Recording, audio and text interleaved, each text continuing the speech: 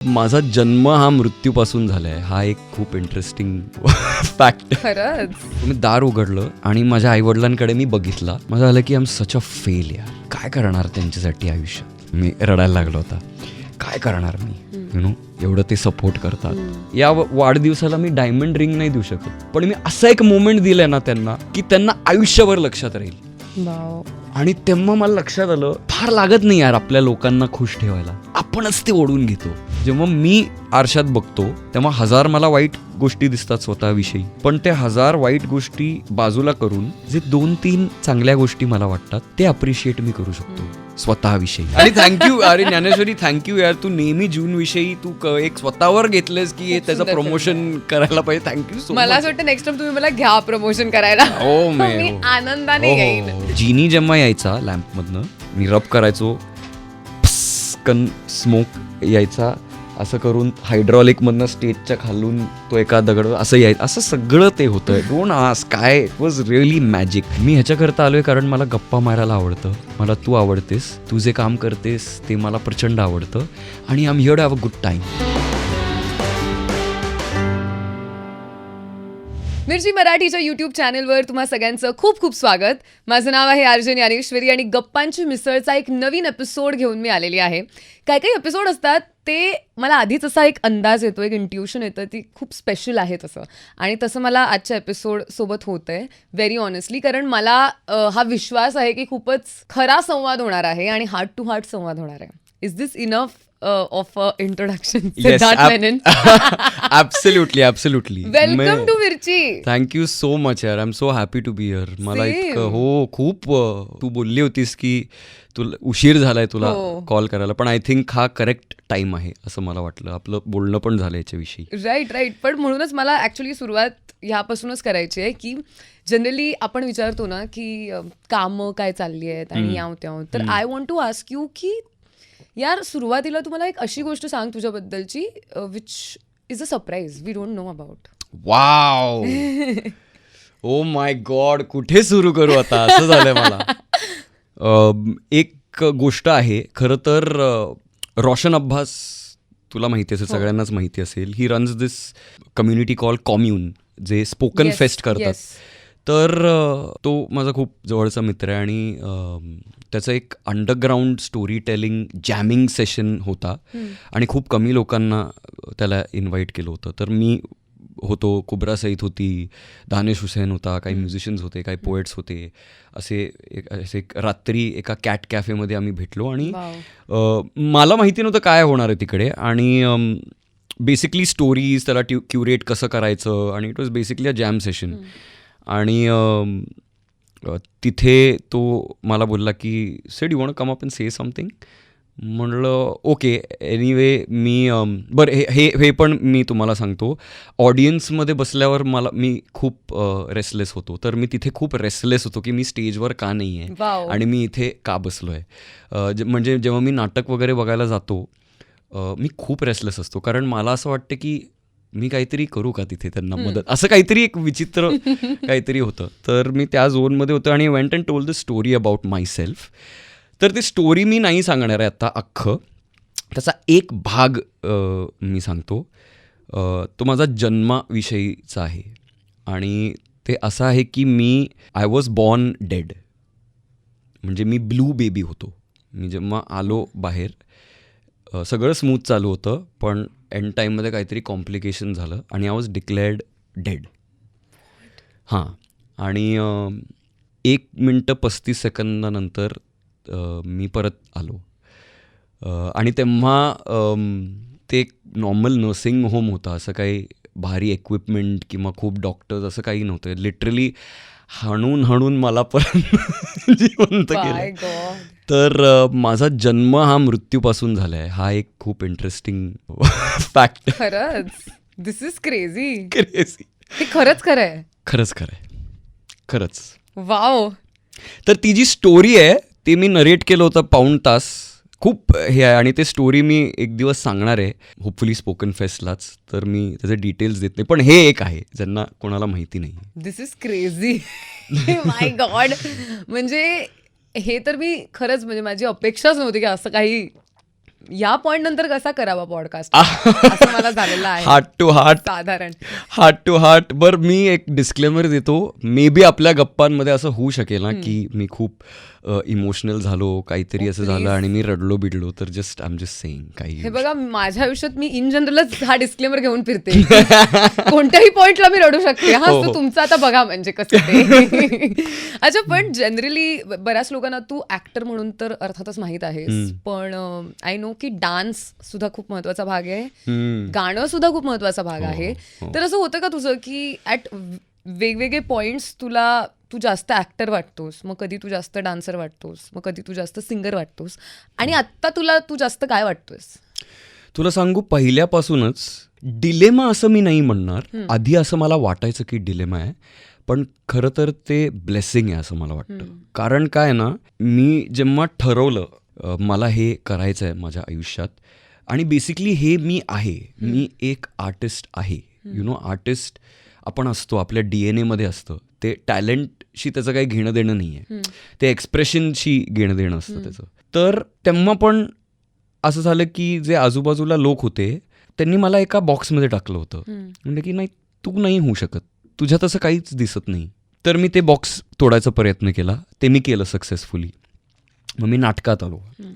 मग तिथे पण एक कॅटेगरी झाली की हा प्रायोगिक नाटकाचा आहे, हा मराठी नाटकाचा आहे. मग मी मुंबईत आलो, ओ हा आता मग इंग्रजी नाटकाचा आहे, हो हा केरळचा आहे जो मराठीमध्ये काम करतो. मग असं झालं की नाही, हा सिनेमात नाही येऊ शकत कारण हा नाटकाचा आहे, नाटकात लाऊड काम करतात, सिनेमाचं काम त्याला कसं जमेल. तर मग मी ते सोडून मग मी सिनेमात आलो. मग असं झालं की ओ हा हिंदी इंडिपेंडेंट मूव्हमेंटचा नवीन चेहरा आहे, हा कमर्शियल काम नाही करू शकणार. ओ असं आहे का, मग मी कमर्शियल काम केलं. असं मी सदैव काही ना काहीतरी बॉक्स तोडत, आणि सतत आपल्यामध्ये एक असतं ना की एक काहीतरी थ्रेड सापडलं की ते पकडून पुढे जायचं. मला एक थ्रेड असं नव्हतंच कधी, मी मल्टिपल थ्रेड्स होत्या. आणि माझं असं झालं की एका पॉईंट नंतर मला इतकं दमायला झालं, जस्ट कीपिंग ऑन प्रूव्हिंग की मी काय आहे आणि मी काय नाही. तर जे कमी वाटतंय, जास्त वाटतंय, ते आत्ता मी काय करतोय काम, त्याच्यावर ते अवलंबून आहे. पण म्हणून मी फक्त ते आहे का, तर नाही. तर मी त्या रिअलायझेशनपर्यंत आलो आहे की मी हे आहे का ते आहे का, नाही मी सगळंच आहे, आणि ॲट द सेम टाईम मी काहीच नाही. कारण मला असं वाटतं ॲज अन ॲक्टर त्या स्पेसमध्ये, ॲज अ परफॉर्मर रादर, त्या स्पेसमध्ये तुम्ही ऑपरेट करता तुम्ही सगळं काही आणि काहीच नाही. आणि त्याचं मधलं जे काय आहे ते, आणि ते काहीच नाहीला परत येणं खूप गरजेचं असतं. तर हो, ते मला मागच्या वर्षी रिअलाईज झालं, कारण खूप वेळ होता मला मागच्या वर्षी. तुला माहिती आहे, कोणाला माहिती नसेल, हे परत ब्लेसिंग आहे. सगळ्यांना खूप वाटतं की मी खूप सतत बिझी आहे, जे एका पॉईंटपर्यंत खरं आहे.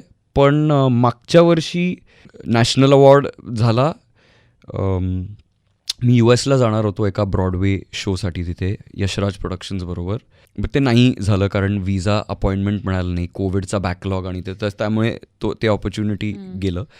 आणि त्यानंतर मी एक फिल्म केली हिंदीत, बाबा आझमीनी डिरेक्ट केलेली, ती अजून रिलीज झालेली नाही आहे. आणि त्या आधी मी काही सिनेमे केलेत जे पण रिलीज झालेले नाही आहेत.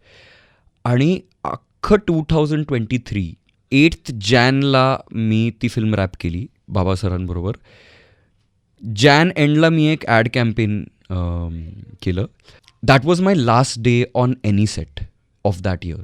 त्याच्यानंतर जे काही प्रोजेक्ट्स होते ते आयदर शेल्फ झाले किंवा मला सोडून ते पुढे गेले किंवा ते पोस्टपोन झाले. आणि सडनली मला असं झालं की हे काय होतंय काय, म्हणजे आय अंडरस्टँड की एका ॲक्टरच्या आयुष्यात अशी एक वेळ येऊच शकते की तिथे काही नाही आहे. माझ्याबरोबर ते झालेलं आहे. पण ह्या पॉईंटला असं होत आहे. आणि मी जस्ट आत्ता एक फिल्म रॅप केली आणि 1.5 वर्षानंतर मी फिल्म केली, लिटरली 1.5 वर्ष. मागच्या वर्षी मी एक नाटक केलं हिंदीत, तेवढंच केलं. बाकी मी घरी बसून होतो. पण ह्या वेळामध्ये अदरवाईज तू काय केलंस जेव्हा तू घरी होतास? तर पहिले 3 महिने खूप डिसबिलीफ, डिनायल, राईट. खूप राग, in a way shock. Shock. मी इतपत गेलो, मला अजूनही आठवतं आहे, एक रात्र अशी होती, मी रात्रभर रडत होतो, ढसाढसा रडत होतो. माझी बायको होती माझ्या बाजूला आणि तिने माझा हात धरला होता असा आणि मी ढसाढसा रडत होतो. आणि ते असं विचारत होते की वाय यू क्राईंग, काय झालं आहे काय? म्हटलं की तुम्ही सगळे खोटं बोलताय माझ्याशी. अख्खं जग आजपर्यंत माझ्याशी खोटं बोलत आलं आहे की तू किती चांगला काम करतोस, तुझ्यात काहीतरी स्पेशल आहे, तू हे आहेस ते आहे. म्हणलं सगळं खोटं आहे. जर असं असलं असतं ना तर लोकांनी हातातले प्रोजेक्ट्स माझ्याकडनं घेऊन गेले नसते. जे माझे ओळखीचे आहेत त्यांनी माझ्यासाठी फाईट केलं असतं. तर रात्रभर मी रडलो. आय थिंक खूप वर्षानंतर मी रडत असतो कायम इकडे तिकडे, पण ते जरा असं अशा टाईपचं असतं. कडा पाण्यावर. हां, करेक्ट. पण ती जी रात्र होती त्याच्यानंतर मला लक्षात आलं की ह्याच्यात राहून काय होणार नाही आहे. आपण काम करूया, आपण सगळं बंद करूया. सगळं बंद करूया म्हणजे काय? Let's stop chasing. लोकांना फोन करणं बंद करूया, लोकांना भेटणं बंद करूया, इंस्टाग्राम वर पोस्ट करणं बंद करूया आणि आपण बेसिक्सकडे जाऊ परत. माझा जो रियाज आहे तो मी ठेवणार, तो मी चालू ठेवणार आणि कुठल्याही एक्सपेक्टेशन्स न ठेवता मी रियाज करणार. परत सिनेमे बघूयात. मी एक त्याच मोमेंटला असं एक झालं की माझी जी सिस्टर इन लॉ आहे ती हीलर आहे आणि शी वॉज स्टार्टिंग आउट. आणि जस्ट काही महिन्यांपूर्वी तिचा मला फोन आला मॅजिकली की सेड आपण एक सेशन करूया काय? म्हटलं कसलं सेशन? म्हटलं की मी आता सर्टिफाईड हीलर झाली आहे, will you be my guinea pig? म्हटलं हो, करूया ना. तर आमचे सेशन्स त्या दरम्यान चालू होते आणि आत्ता I am so grateful for last year. कारण मला लक्षात आलं की माझ्या आयुष्यात काही पॅटर्न्स आहेत जे रिपीट होत आहेत. वाव. आणि मागच्या वर्षी जे झालं ते घडलं नसतं तर ते पॅटर्न्स रिपीट होत गेले असते आणि खूप वेळ वाया गेला असता.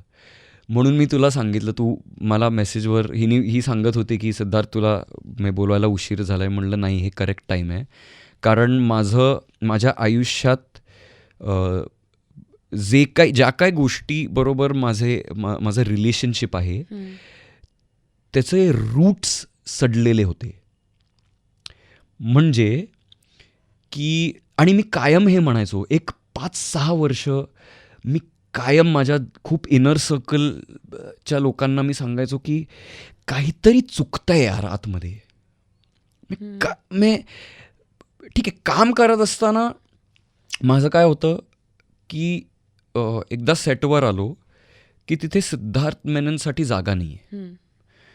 त्याचे प्रॉब्लेम्स, त्याचे इश्यूज, त्याचा आनंद, जे काय असेल ते, त्याचं सोसायटीमध्ये स्टँडिंग किती आहे काय नाही, तिथे काहीतरी ते स्विच ऑफ होतो आणि आपण सिनेमाच्या किंवा नाटकाच्या प्रेझेंटमध्ये आपण असतो. पण ते जेव्हा संपायचं ना काहीतरी चुकल्यासारखं वाटायचं मला. काही एम्प्टीनेस वाटायचं. हां, किंवा पर्पजच नाहीये काही, लाईक पर्पस नाही असं नव्हतं. It was like a part of me was missing. आणि त्या दरम्यान खूप इंटरव्ह्यूज वगैरे मी करायचो तर लोक असं विचारतात ना की what will you tell your 18-year-old self, your 21-year-old self. आणि मला असं नेहमी व्हायचं की मी काहीच नाही सांगणार त्याला, कारण तो करेक्ट होता, तो प्युअर होता. त्याच्या मनात कोणाविषयी किंवा स्वतःविषयी जजमेंट नव्हतं, बिलीफ होता आणि प्रेम होतं खूप त्याच्यामध्ये. आणि I draw from him, I draw from my inner child. You know, आपल्यामध्ये एक असतो ना एक लहान, आय ड्रॉ फ्रॉम. मला त्यांना करेक्ट करायचं नाही, कारण जेव्हा मी सुरू केलं तेव्हा काहीच नव्हतं ना माझ्याकडे, कोणीही नव्हतं. जे लोक आजूबाजूला सपोर्टिव्ह होते ते होते, पैसा नाही, काहीच नाही, ऑपॉर्च्युनिटी नाही, काहीच नाही. तरी पण असं वाटायचं की नाही, सगळं ठीक होणार आहे. आणि त्या बिलीफमुळेच जे काय घडलं ते घडलं खरं. मला लक्षात आलं की या अख्ख्या जर्नीमध्ये ज्या काही चांगल्या गोष्टी घडल्या ना, त्याच्याविषयी ग्रॅटिट्यूड मला वाटायचं की आहे, पण ते नव्हतं. आणि नेहमी असं वाटायचं की काहीतरी अनफेअर घडतं आहे माझ्याबरोबर. मी असं काम केलं, पण सिनेमा रिलीज, माझी पहिली फिल्म रिलीज झाली नाही. त्याची एक बीटी होती खूप वर्ष, यु नो, कारण गोष्टी काहीतरी घडतं, काहीतरी येत असतं, आणि मग काहीतरी घडत नाही म्हणून ते जातं. ह्या व्हॉलेटिलिटीसाठी कोणीही तुम्हाला प्रिपेअर करत नाही.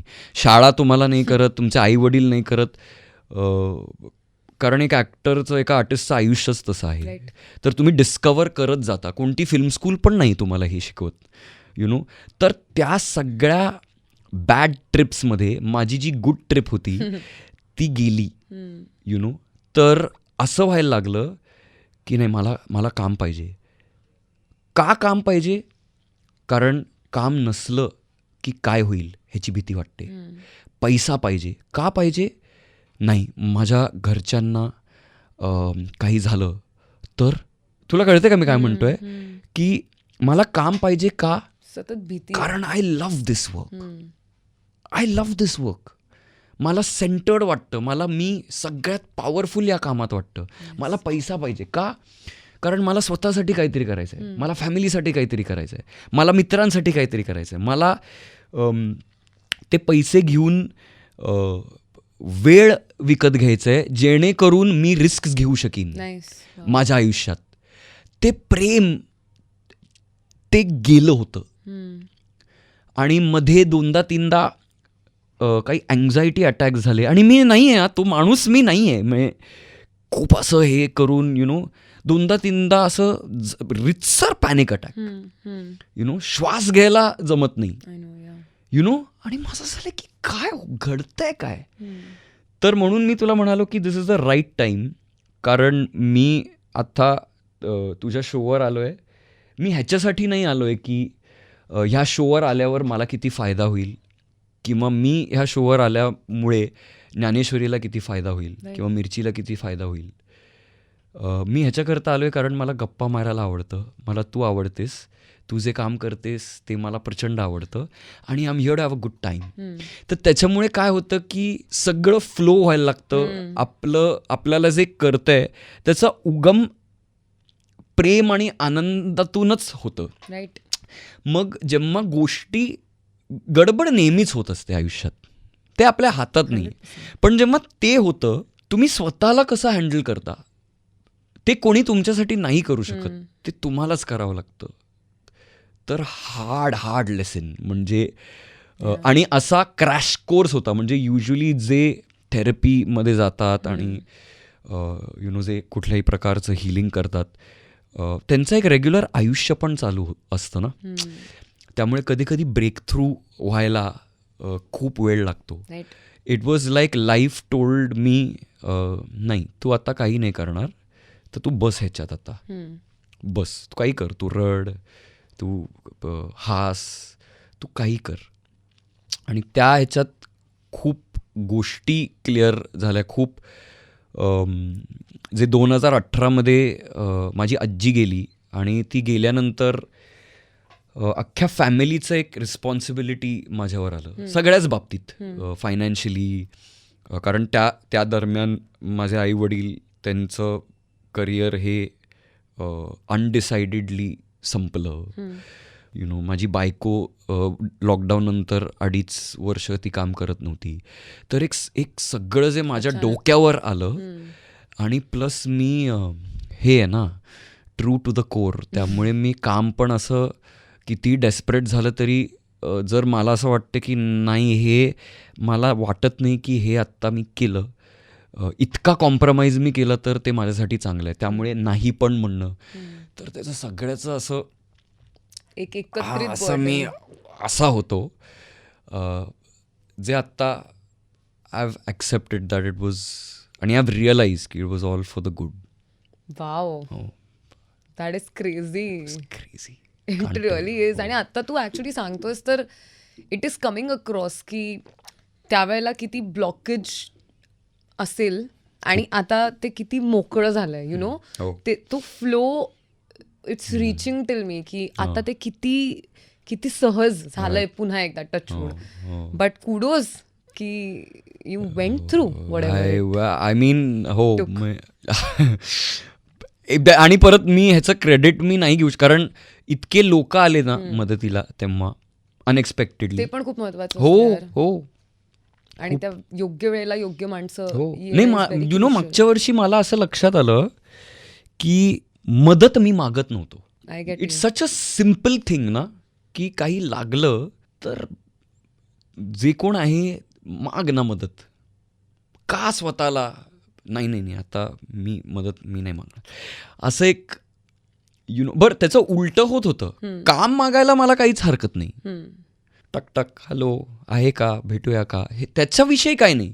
पण पर्सनल हेल्पसाठी मी खूप फिल्मी पण आहे ना, त्यामुळे माझ्या आयुष्यात माझी एक फिल्मच चालू आहे असं मला वाटतं, आणि मी हिरो आहे. तर मी सुपर हिरो आहे. तर तर मी कशी मागणार ना मदत. पण sometimes super heroes also need to ask for help. एक ठश असं एक कोणीतरी, हां, जे डॉक्टरांनी माझ्या डोंगण्यावर फटके मारले ना तिथे मला परत रिवाईव्ह करायला. तर आयुष्यानी 1 मिनिट 35 सेकंदानंतर 1 वर्ष काही महिन्यांनंतर पुन्हा एकदा क्रेझी यार. क्रेझी. लाईफ इज अमेझिंग, खरं मी सांगतो तुला. My God. But I am glad की जे काही ते होतं that has past and you come through it in a way. आणि मला असं वाटतं ही हिलिंगची प्रोसेस अशी आहे की ती रोज होतच राहते. लाईक देर इज नेव्हर की 3 महिन्यात माणूस एकदम पुन्हा whatever back to normal. एक तर बॅक टू नॉर्मल हा कॉन्सेप्टच खूप मला फेक वाटतो. कारण तुम्ही व्हॉट इज नॉर्मल यार, आय मीन, आणि तुम्ही बॅक टू का जाल. आय मीन आयडियली तुम्ही पुढे जायला पाहिजे. बट एनिवे, थोडंसं I want to talk about natak यार. कारण बऱ्याच वेळेला इंटरव्ह्यूज तुझे झालेले आहेत फिल्म्सशी रिलेटेड, रिलीजच्या आधी. पण नाटक कंपनी नावाची जी एक गोष्ट आहे, पुण्यात बरीच नाटकं झालेली आहेत आणि मुंबईमध्ये त्यांनी 1-2च फेस्टिवल केलेले. त्यामुळे माझ्यासारख्या मुंबईकरांना फक्त हे 1-2च वेळा अनुभवता आलंय. प्रायोगिक नाटकाचे आर्थिक अडचणी एवढंच मी काय ते सांगू शकतो. पण आय रिमेंबर नाटक कंपनीचा फेस्टिवल झालेला यशवंत नाट्य मंदिरला, आणि त्याच्यात मी गालिब बघितलेलं, आणि अजून 1-2 नाटकं होती if I am not wrong. आणि तेव्हा तर मला माहितही नव्हतं, मी या क्षेत्रात पण नव्हते, मी CA करत होते आणि मला फक्त आवड होती, पण मी गेलेले बघायला. आणि माझं चाललं, हे काय, हे कसलं नाटक आहे, हे किती भारी आहे, ही कोण माणसं आहेत. आणि त्यावेळेला त्या पॉइंटला मला साधारण तुम्हा सगळ्यांबद्दल एक मला असं वाटायचं की तुम्ही म्हणजे एका वेगळ्याच लेवलला आहात, की तुम्ही नाटक कंपनी वगैरे काढलेला आहे आणि तुम्ही या पद्धतीची नाटकं वगैरे करताय. पण for all the people watching, Siddharth, त्यावेळेला कोणत्या विषयांना घेऊन तुम्ही नाटकं करत होतात? आणि आपण जे प्रायोगिक म्हणतोय, खऱ्या अर्थाने नाटक कंपनीची नाटकं खूप विषयाला घेऊन पण खूप नाविन्यपूर्ण होती, वेगवेगळी होती, टिपिकल रोजचं आपलं सगळं नव्हतं. सो थोडंसं सांग ना, की आणि त्यावेळेला खास करून प्रोसेस काय असायची तुमची? नाही तर आमचं एवढंच होतं की जे आम्हाला वाटतंय ते आम्हाला स्टेजवर आणायचंय. आणि हे तुम्ही मित्र एकत्र येऊन तुम्ही जस्ट सुरू केलं? कारण तेव्हा BMCC आणि फर्ग्युसन कॉलेज, पुण्यातले जे 2 कॉलेजेस आहेत महान अर्थात, तर आमचे थॉट प्रोसेसेस, ओपिनियन्स, विचारसरणी हे बऱ्यापैकी सिमिलर होत्या. आणि लोक पासआउट व्हायला लागली ग. म्हणजे सारंगसाठी आमचा सुपर सिनियर होता, तो तर खूपच आधी पासआउट झाला. मग मला 2 वर्ष सिनियर अमेय निपुण, मला 1 वर्ष सिनियर ऋतुराज शिंदे, ओम भूतकर. नाही, ओम भूतकर मला 1 वर्ष ज्युनियर. ऋतुराज आणि अजून कोण होतं त्याच्या अजून काही होत्या ज्यांना या क्षेत्रात करिअर करायचं होतं. मग मी, अभय, आलोक, आम्ही एका बॅचचे होतो. अक्षय टंगसाळे, गंधार संगोराम होता मला सिनियर. तर जेव्हा लोक पासआउट व्हायला लागली तर आम्ही खूप क्लिअर होतो की इंटर कॉलेजिएट सर्कलमधनं बाहेर पडायला पाहिजे.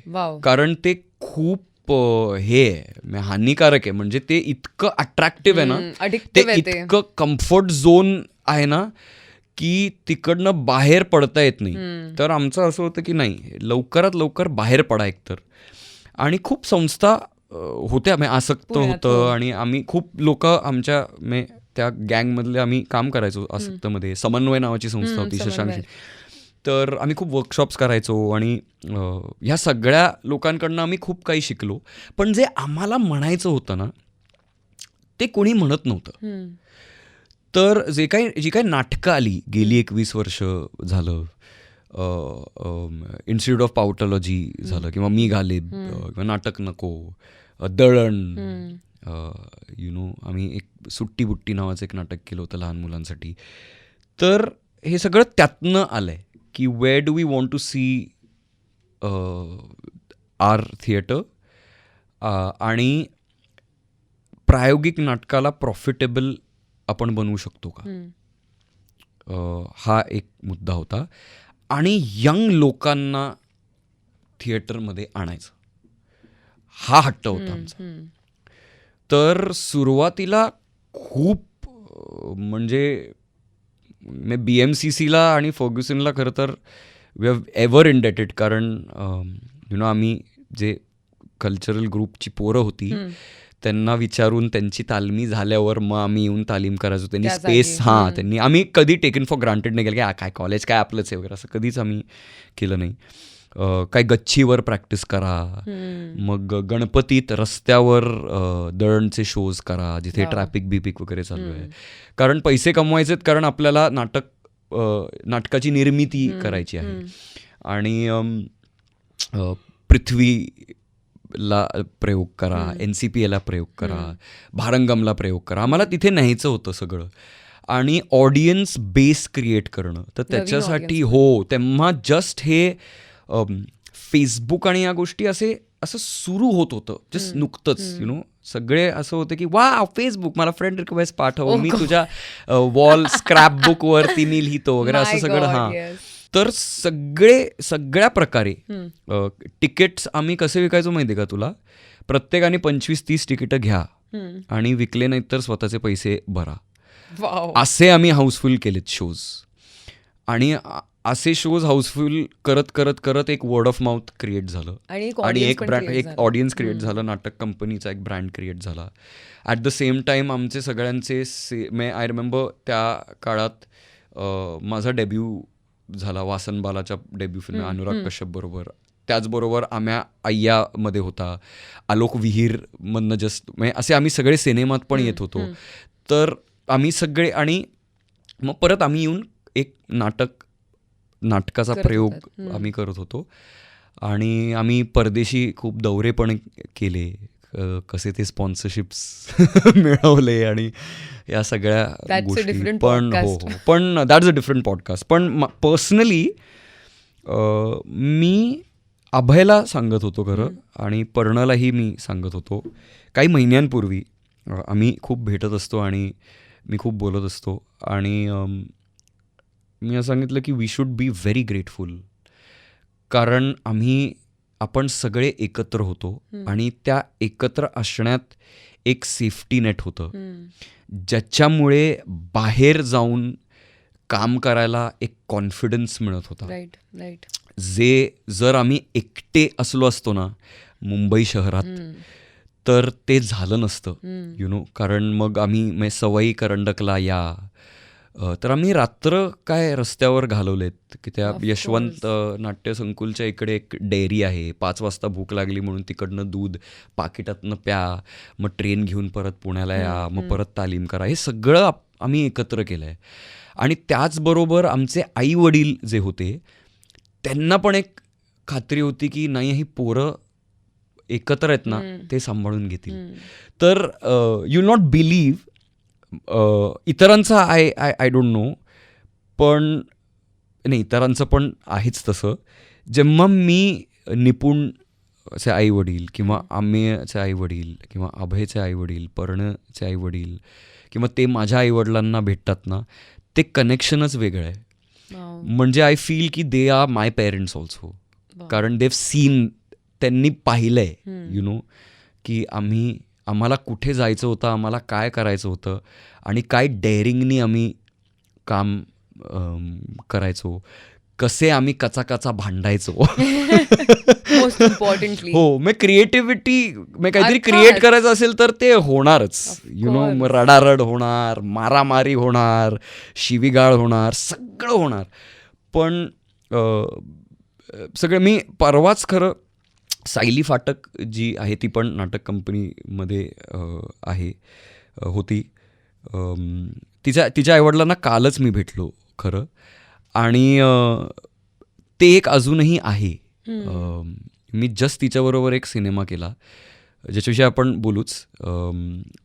तर त्यांना एक सांगायला हवं होतं माझ्यातर्फे की नाही, तुमच्या मुलीनी खूप चांगलं काम केलं आहे, I think you should know this. आणि त्यांना असं हे होतं, हो खरंच, सांग ना अजून. नाही, मी यु नो जेव्हा माझा सीन नव्हता मी बघायचो आणि we've seen each other's journey आणि देव ऑल सीन. तर एक ऑब्लिगेशन नको म्हणायला आपण, पण एक प्रेम आहे तिथे, एक प्रोटेक्टिव्हनेस आहे. किती गोड. हां, जे अजूनही आहे. म्हणजे नाटक कंपनीकडनं आता अडलंय का हे नाटक, तेच एक नाटक चालू आहे. बाकी फार जसे आम्ही ॲक्टिव्ह होतो तसे नाही होत, कारण आमचे सगळ्यांचे इंडिव्हिज्युअल करिअर्स आणि ह्या सगळ्या आयुष्य, लोकांची लग्न झाली, पोरं झाली, असं सगळं ते झालं आहे. पण it's that respect is still there, आणि जे खूप महत्त्वाचं आहे असं मला वाटतं. ते ग्राउंडिंग आहे ना आपलं, ते रूट्स आहेत, ते आपण इग्नोर नाही करू शकत. ती हिस्ट्री आहे आपली. आणि लकीली आय फील की तुम्ही सगळे म्हणजे सगळेच आर्टिस्ट आणि कलाकार असल्यामुळे तू जसं म्हणालास तसं टू फिगर आउट ऑल्सो कधी कधी थोडंसं सोपं जातं. कारण प्रत्येक अनुभव तुम्हीच घेतला नंतर तुम्हाला कळेल असं नेसेसरी नाहीये. कधीतरी तुमच्या मित्राने पण तत्सम सिच्युएशन मध्ये काहीतरी एक्सपिरियन्स केलेलं असतं जे कदाचित तुम्हाला खूप फायद्याचं ठरतं. आणि डेस्पाईट ऑफ ऑल ऑफ दिस, तू जितक्या लोकांची नावं घेतलीस, मला असं खूप वाटतं की तुम्हाला सगळ्यांची एक ओळख स्वतंत्र आहे.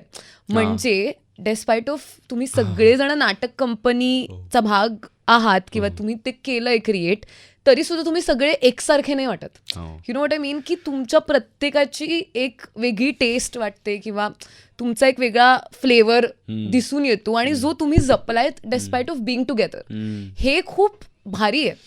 कारण ते काय झालं माहिती का, की आम्हाला कळत होतं कॉलेजमध्ये असतानाच की प्रत्येकाचा अपब्रिंगिंग, प्रत्येकाचे एक्सपिरियन्सेस हे वेगळे आहेत. आणि जेव्हा अभिनय करायला किंवा इम्प्रोवाइज करायला किंवा नाटक क्रिएट करायला एक खूप असं डेमोक्रॅटिक एन्व्हायरमेंट होता.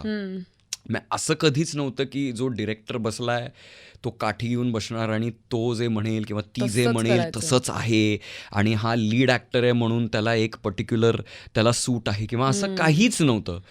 तर त्या दरम्यान सुद्धा खूप ऑडिशन्स देणे हेही चालू होतं.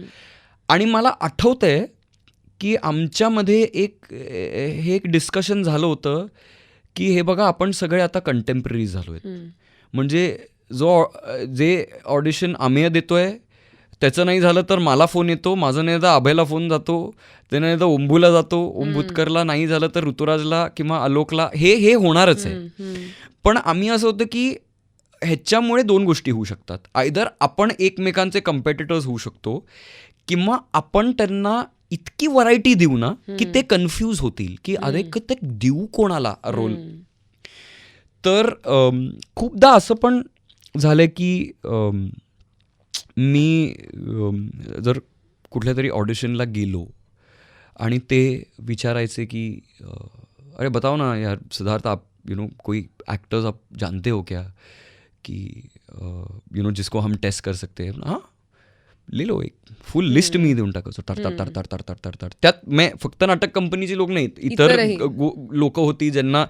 तर आम्ही हे फॉलो करायचो. आणि आय रिमेंबर एक खूप मोठा कास्टिंग डायरेक्टर आहे, तेव्हा ही वॉज स्टार्टिंग आउट आणि ही ज वन गेव माय फर्स्ट ब्रेक. एक दिवस तो म्हणला हे किती छान आहे यार, तुम्ही एकमेकांना सपोर्ट तुम्ही करताय, म्हणजे तू म्हणूच शकतोस ना की नाही मी नाही देणार त्याचा नंबर, असं म्हणूच शकतोस ना तू. आणि ते मी तरी अजूनही मी कॅरी करतो. म्हणजे एक मी मीटिंगला गेलो आणि मला जर वाटलं काहीतरी, मी डिरेक्टरला विचारतो की काही आयडिया आहे का तुला, कोण काय हवं आहे. नाही काय आयडिया नाही, मी विचार करतो आहे. म्हणलं की मला वाटते तू ह्या ॲक्टरला भेट, किंवा ही ॲक्ट्रेस आहे तिला भेट. नाही यार ती ॲक्ट्रेस. म्हटलं नाही तू फक्त भेट तिला, तुला कळेल मग माझ्या डोक्यात काय आहे. कारण तिच्यामध्ये तर मी हे विक्री पण करत असतो माझे जे कोण कंटेम्पररीज आहेत.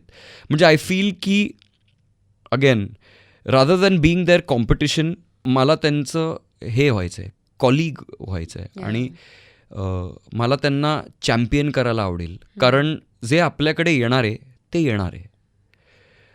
दुसऱ्याला खाली पाडून मी काहीतरी मिळवलं तर मला वाटत नाही की ह्यात काही गर्व वाटण्यासारखं काहीच आहे, ह्याच्यात काहीच नाही आहे.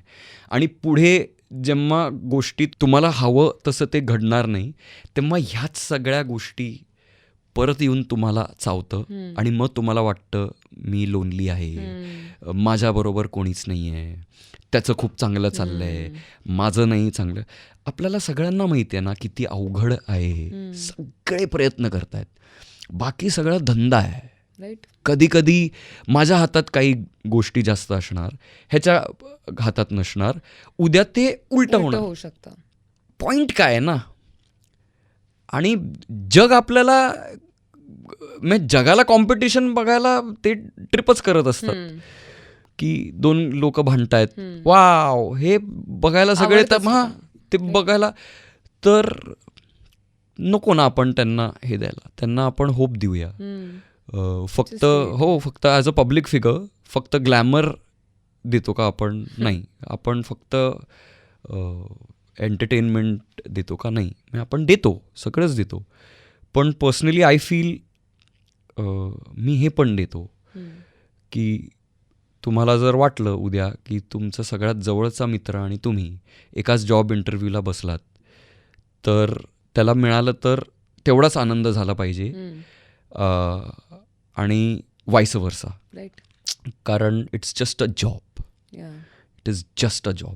बट मला असं वाटतं की जॉब इंटरव्ह्यूमध्ये हे लॉजिक इज स्टील इझी, पण खास करून when you're an artist I feel it takes a lot of security in self.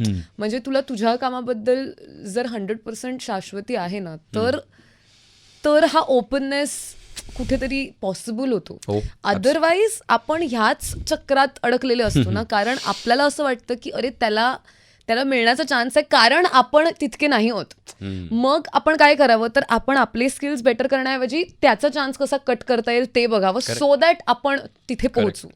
So I feel की तुम्ही सगळेच त्या मनाने खूप सिक्युअर आहात तुमच्या स्पेसमध्ये, कंटेम्पररी असून सुद्धा. Absolutely right. हो. म्हणजे तू बघितलं पण आहे जेव्हा अभय या शो वरती आला होता, आय वॉज सो हॅपी. नाही मला, कारण मला माहिती आहे ना तो किती प्रयत्न करतोय, त्याला काय करायचंय ते शोधणं हे सोपं नाहीये यार हे,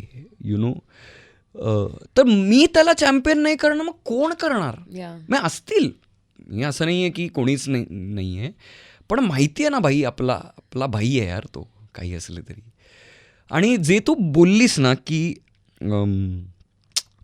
स्वतःमध्ये सेक्युअर, आता आमचं कामच असं आहे ना, ॲक्टरचं कामच असं आहे ना की 90% त्याच्या किंवा तिच्या हातात नसतंच. हे ग्राउंड रियालिटी आहे. म्हणजे ते व्हेरी होत जातं. आणि मोठे स्टार्स पण हे फेस करतात. म्हणजे एक फ्लॉप फिल्म गेली की परत ते रिबिल्ड करून ते करायला you have to start takes a lot. तर त्या इन्सिक्युरिटीमधनं येण्यापेक्षा at the cost of sounding very arrogant, पण ते ॲरोगंट नाही आहे, हे खूप हंबली मी बोलतो आहे. माझ्यासारखा ॲक्टर ह्या जगात नाही आहे, हे मी खूप हंबली म्हणतो आहे. असं मी म्हणत नाही आहे की मी सगळ्यात ग्रेट आहे किंवा मला सगळं येतं, नाही. पण मी जे ऑफर करू शकतो ते कोणीच नाही करू शकत, ह्याच्यावर माझा विश्वास आहे. पण ॲट द सेम टाईम मला सगळं जमतं का, येतं का, नाही. ते ऑफर कसं करायचं ह्याच्याविषयी प्रश्नचिन्ह आहेच. तर ते बॅलन्स करणं खूप गरजेचं आहे की स्वतःचं आयडेंटिटी हे युनिक ठेवणं. आणि मला खरंच असं जेन्युइनली वाटतं. आणि जेव्हा कोणी मला रिजेक्ट करतं ना, रिजेक्ट म्हणण्यापेक्षा they go with a different option, you know. तर खूप लोक मला विचारतात की how do deal with this. Again very humble, पण मला सॅड वाटतं त्यांच्यासाठी की तुम्ही सिद्धार्थ मेननने काय रंग आणला असताना ह्याच्यात ते तुम्ही कधी बघू नाही शकणार. तो I feel sorry for you, but thank you for the opportunity. आपण नंतर काम करू, आपण काहीच हरकत नाही. पण हे बिलीफ आहे माझ्यात, पण ते ओव्हर कॉन्फिडन्स नाही आहे. कारण खरंच प्रत्येक फिल्म किंवा नाटक जेव्हा माझ्याकडे येतं ना, अरे बापरे, हे कसं करायचं, कसं हे येतंच. The craft is very grounding. आणि तुम्ही क्राफ्टच्या पुढे गेलात ना, फचकन उचलून तुम्हाला खाली पाडून टाकेल क्राफ्ट. हे कोणत्याही क्राफ्ट विषयी आहे, हे स्पोर्ट्समॅन विषयी पण आहे. आणि ॲक्च्युली मी एक स्पोर्ट्समॅन आहे, तिकडनं हे स्पोर्ट्समॅन स्पिरिट येतं की यु नो, एक प्रेपवरचा विश्वास, एक आपण काय करू शकतो याचा विश्वास, पण तरी पण आज गेममध्ये काही येऊ शकतं ह्याची जाणीव. आणि हे ट्रिकी आहे very honestly. I mean it's easier sed than done. पण ह्या 3 गोष्टी सायमल्टेनियसली करणं is a task. It is a task. पण हे प्रॅक्टिस केलं पाहिजे. हे पण एक रियाजच आहे. हा पण एक रियाज आहे, खरं आहे. बरं, हा रियाज नाही केला ना, तुमचं बाकी सगळं रियाज it doesn't mean anything. It means zero. You might reach. असं काही हे नाही की हे केलं तर तुम्ही तिथे जाल, असं काही नाही. तुम्ही जाल, फॉर्म्युला नाही, तुम्ही जाल. पण द आयडिया इज की तुम्ही what do you stand for. मी कोण आहे. मी फक्त मी येऊन माझे डायलॉग घेऊन घरी जाऊन झोपणारा ॲक्टर आहे का. तर nothing wrong with that, it's fine. नाही, मला वाटतं जेव्हा माझं शूटिंग नाही आहे तेव्हा पण सेटवर जावं. मला वाटतं की जेव्हा मी एक सिनेमा करतो आहे तेव्हा दुसरा सिनेमा मला नाही करायचा आहे. कारण जितकं मला कंटिन्युइटीमध्ये लुक असेल, ते माइंडसेट, हां, तर who am I, what do I want to do. मग रस्ते येतात समोर. नाहीतर कळतच नाही ना कुठे वळायचं, काय करायचं. आणि मग जे आपल्याला नको आहे ते येतं आणि असं होतं की यार हे काय यार, म्हणजे मी असाच आहे का, मग मी अशीच आहे का. तर त्या लूपमध्ये मी गेलोय. आणि आता मी ठरवलंय की मला नाही जायचंय त्या लूपमध्ये. मला नवीन लूप क्रिएट करायचा आता. म्हणजे नवीन प्रॉब्लेम्स येऊ देत आयुष्यात. तेच नको.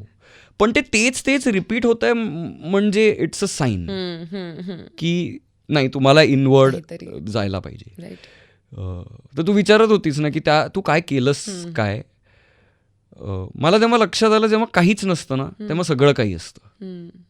काहीच नव्हतं ना करायला तेव्हा सगळं काही होतं, सगळं काही मिळालं, सगळं काही मिळालं. म्हणजे मी तुला एक किस्सा सांगतो. मला नेहमी ना असं आपल्या सगळ्यांना वाटतं ॲज चिल्ड्रन की आपल्या आईवडिलांसाठी आपल्याला खूप काय करायचं आहे. आपल्याला त्यांना जग फिरवायचं आहे, त्यांच्यासाठी गाडी घ्यायची आहे, आईचा वाढदिवस आहे, डायमंड रिंग घ्यायचं आहे मला तिच्यासाठी, ह्या स्वप्न असतात. तर त्या मागच्या वर्षी मी कुठे जात नव्हतो काम मागायला, पण फोन वाजतच होता. तर फोन आले मी घ्यायचो, हो भेटूया, हे चालूच होतं. एक एक चुक हा एक पॅरलल एक चालूच होतं. तर समवेअर अराउंड जुलै असं झालं की suddenly out of the blue 3 projects आले काहीतरी, आणि डेट्स, कॉन्ट्रॅक्ट, हे सगळं झालं. म्हणलं वाव, ओ ग्रेट, ओके, चिल. आणि एक दिवस असं झालं, जसं क्रिकेटमध्ये डकवर 3 बॅट्समॅन आउट होतात ना, तसं सकाळी 10 वाजता माझ्या टीमचा फोन आला की नाही, दे वेंट अनदर वे. म्हटलं काय झालं? नाही, त्यांना कोणीतरी वेगळं योग्य वाटलं. एक शेल्फ झाली प्रोजेक्ट आणि एक पोस्टपोन झाली एका दिवसात. एका दिवसात 2 तासामध्ये, 10 ते 12 मध्ये, सकाळी 10 ते दुपारी 12. जेव्हा परत सगळं बिल्ड झालं त्या 2 तासात सगळं गेलं. तर मी माझ्या खोलीत होतो आणि तेव्हा माझे आई वडील आले होते माझ्याबरोबर राहायला, कारण माझी बायको ती दुबईत आहे, ती तिथे काम करते, तर ती नव्हती. So they were like no, will stay with you. आई वडील काय असतात ना यार, म्हणजे अरे त्यांनाच माहिती असतं यार काय करायचं. तर मी आय वॉज हार्ट ब्रो. मी दार उघडलं आणि माझ्या आईवडिलांकडे मी बघितला आणि माझं झालं की I am such a fail यार. काय करणार त्यांच्यासाठी आयुष्यात. फक, मी रडायला लागलो होता. काय करणार मी, काहीच करू शकणार नाही मी. पुढच्या महिन्याचं बिल कसं भरायचं हे मला माहीत नाही आता. काय करणार मी. Such a fail. They don't deserve me. एवढं ते सपोर्ट करतात. असं सगळं झालं.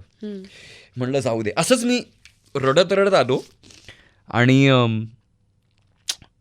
माझी आई किचनमध्ये होती आणि जिथे ती स्वयंपाक करते ना त्याच्या ऑपोजिट ते पाण्याचं ते एक आहे, बाटल्या बिटल्या वगैरे. म्हणलं पाणी पिऊया आपण, परत जाऊन खोली बंद करून ढसाढसा रडू आपण.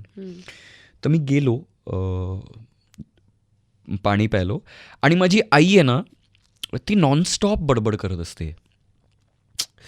कोणी नसेल तर ती स्वतःशी काहीतरी बोलत असते, काहीतरी ती चमचम चमचम चम तिचं चालूच असतं काही ना काहीतरी. तर ती अशीच काहीतरी बोलत होती. ती काहीतरी बोलली, काय ती बोलली मला माहीत नाही. त्याच्यावर मी काहीतरी खूप NG जोक मारला. कधी कधी आपण स्पॉन्टेनियसली काहीतरी एक लाईन टाकतो ना, ते काय होतं मला आठवत नाही. स्पॉन्टेनियसली मी काहीतरी लाईन टाकला आणि माझं असं झालं की बरं हेही गेलंय, तुझी स्पॉन्टेनिटी पण गेली. पण ती हसायला लागली.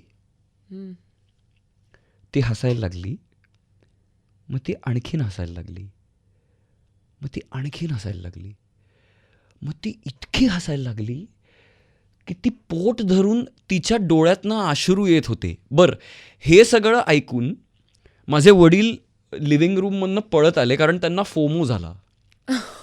त्यांना झालं की काय काय झालं, काय, हां व्हॉट डिड आय मिस. तर मी परत जोक क्रॅक केला. म्हटलं अम्मा सेड समथिंग लाईक दिस. मी काहीतरी बोललो, तेही हसायला लागले आणि मग तिला बघून ते हसायला लागले. हे सगळं बघून मी हसायला लागलो आणि आम्ही सगळे मिळून खूप हसलो. आणि मग मला तेव्हा लक्षात आलं की ठीक आहे, मे बी या वाढदिवसाला मी डायमंड रिंग नाही देऊ शकत, पण मी असं एक मोमेंट दिलंय ना त्यांना की त्यांना आयुष्यभर लक्षात राहील. आणि तेव्हा मला लक्षात आलं की फार लागत नाही यार आपल्या लोकांना खुश ठेवायला, आपणच ते ओढून घेतो. आणि स्वप्न बघणं हे काय फ्री काय होतंय यार ज्ञानेश्वरी, काय केलंस तू. तर स्वप्न बघणं हे फार चुकीचं नाही आहे. म्हणजे ह्याचा अर्थ हा होत नाही की मी स्वप्न तिथे गाडून टाकले, असं नाही होत. पण जर मी हे नाही देऊ शकत, माझ्यात काहीतरी आहे जे मी देऊ शकतो. आणि यू वोंट बिलीव्ह, मी परत खोलीत गेलो आणि परत कामाला लागलो. जे तिथे 12 वाजता नूनला I was like, I think I am done meaning मी रिटायरमेंट अनाऊन्स करू का इतपत. ठीक आहे, 15 वर्ष छान काम केलं आपण, आय थिंक नाही आहे आपल्यासाठी स्पेस या दुनियेत, आपण रिटायरमेंट अनाऊन्स करू, सगळं रॅपअप करून बघू पुढे का, असे विचार येत होते मला. त्या एका NG जोकमुळे मला असं झालं की it just takes this much to be present. तेवढं तुम्ही केलं ना, स्वप्न सगळे पूर्ण होतील. पण ते आत्ता पूर्ण होत नाही आहेत म्हणून मी किती वाईट आहे, आयुष्य किती अनफेअर आहे, माझ्या आईवडिलांनी इतकं केलं माझ्यासाठी, मी काय करतोय त्यांच्यासाठी. काय नाही, तुम्ही तुमच्या जवळच्या लोकांना प्रेम, अटेन्शन, प्रेझेन्स, आणि मी एंटरटेनर आहे ना फॅमिलीचा, तर माझी अख्खी फॅमिली, मी जर प्रेझेंट आहे कम्प्लिटली, त्यांना ह्याच्यापेक्षा आनंद नाहीच आहे. तर देऊ ना आपण, फरारी देऊ त्यांना, डिझनीलँडला घेऊन जाऊ, सगळं करू. पण ते सगळं देऊन मी जर खडूस असणार असेन किंवा even unhappy, not worth, absolutely not worth. Wow यार, हे काय होतंय आज? फाडू का हा पेपर मी? काय करू मी याचं? मी ह्यातलं एक अक्षरही आतापर्यंत तुला विचारलं नाही, ह्याचं मी काय करू तू मला सांग. आणि आपण 52nd मिनिटवरती आहोत साधारणपणे. गॉड. तर मला असं वाटतंय मी या पेपरला बाजूला ठेवते, हा इंटरव्ह्यू आपण नंतर कधीतरी I am so sorry. No I am glad. कारण कितीही नाही म्हटलं तरी कामाबद्दल तर आपण यार अनंत वेळा बोलतो, आणि ती प्रोसेस किती वेळा डिस्क्राईब करून सांगितली तरी कमीच आहे एका अर्थी. म्हणजे प्रत्येक नवीन कामावरती आपण एक इंटरव्ह्यू करू शकतो आणि तरी पण we will have a lot to talk technically. पण जसं तू म्हणालास तसं की ते फरारी आणि डिझनी वर्ल्ड वगैरे can happen in future interviews. This is more important, right? हो, मी फ्लो मध्येच चाललोय. आपण ठरवलंच होतं. आणि मी पण प्रिपेअर्ड होते त्याच दृष्टीने की मला काही प्रिपेअरच करायचं नाही. इमॅजिन, तरी शहाणपणा करून मी हे केलं, पण एनिवे. पण त्यातलं एक काहीतरी काढ ना आपण. म्हणजे काय तुला वाटतंय? मला माहिती नाही मी काय लिहिलंय. पण आता ऍक्च्युली मला आत्ता काय सुचतंय, तू म्हणालास ना की ऍट दी एंड तुम्ही त्या मोमेंटमध्ये प्रेझेंट आहात की नाही इज रिअली वॉट मॅटर्स. आणि फक्त तुमच्यासाठीच नाही, तुमच्या आजूबाजूच्या माणसांसाठी सुद्धा. तर मला हा प्रश्न नेहमी पडतो की जेव्हा तुम्ही एक खूप चांगला माणूस असता तेव्हा ते किती रिफ्लेक्ट करतं in everything artistic that you do. What do you think about it? ते किती on the face of it किती रिफ्लेक्ट होतं का नाही, I don't no.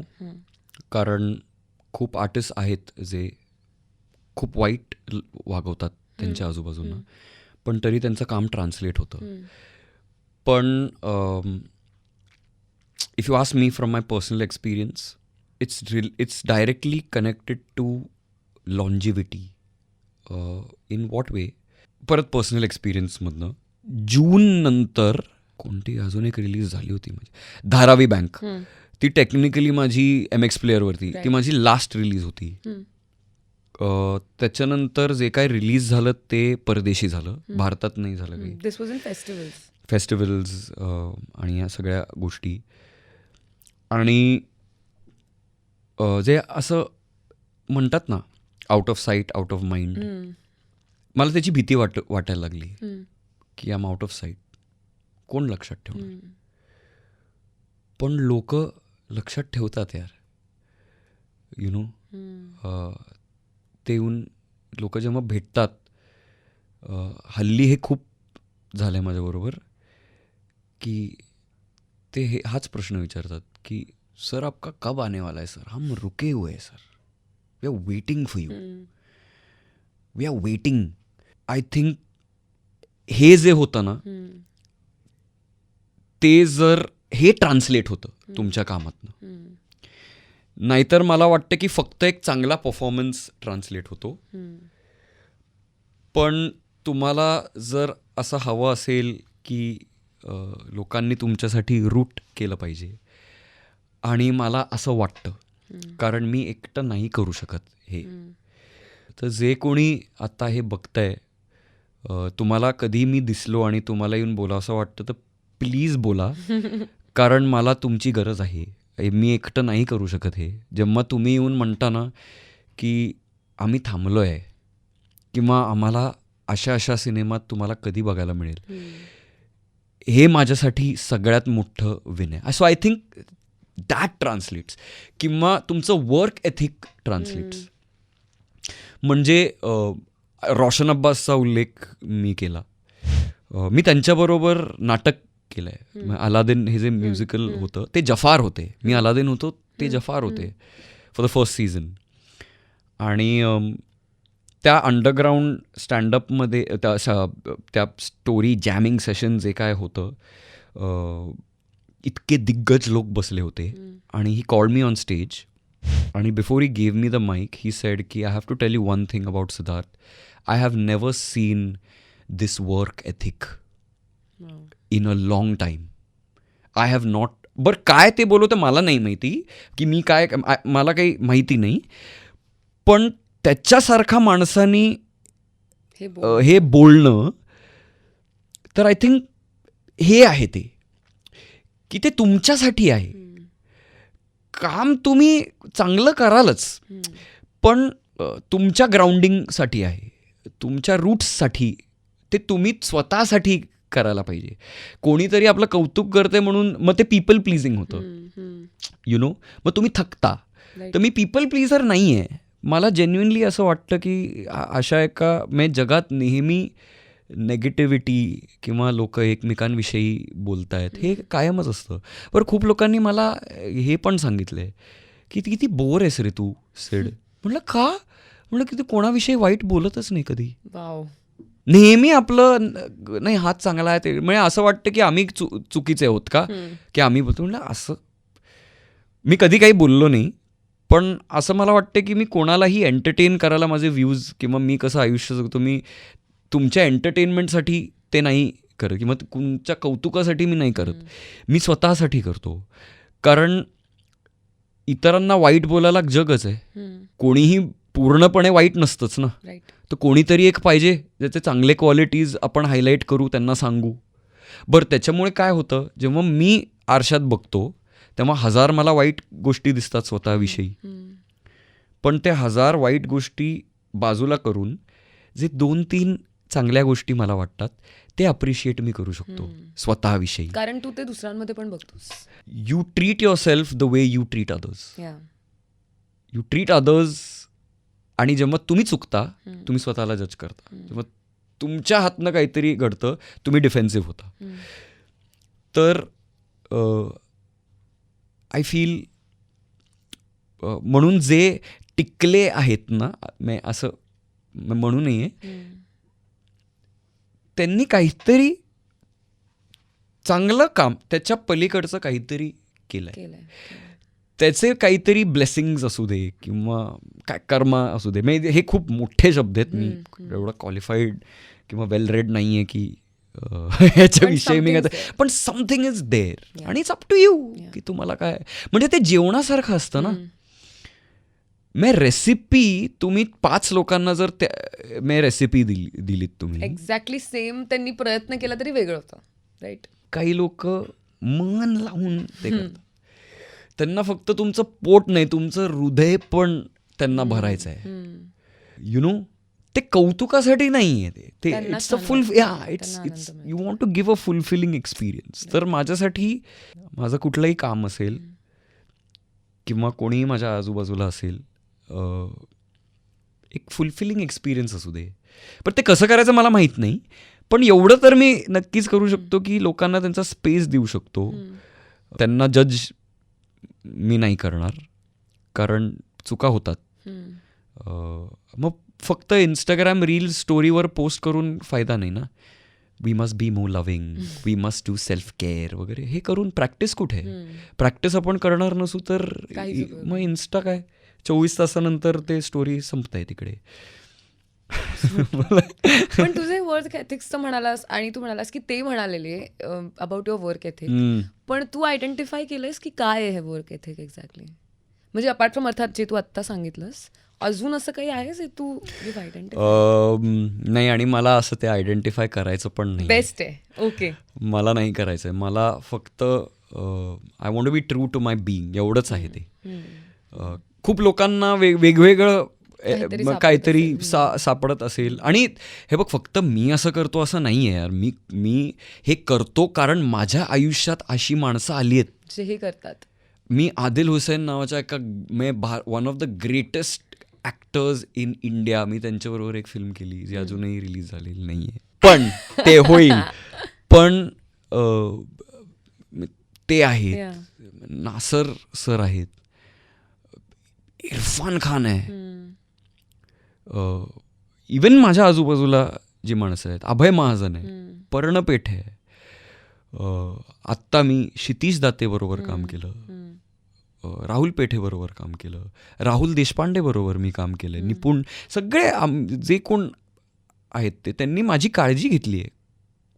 Jitendra Joshi आहे, संस्कृती बालगुडे आहे, रेशम आहे, नेहा आहे. या सगळ्या लोकांनी असं मी म्हणणार नाही की आमच्यात डिसअग्रीमेंट झालेलं नाही आहेत किंवा सगळं रोजी कोजी, असं नाही आहे.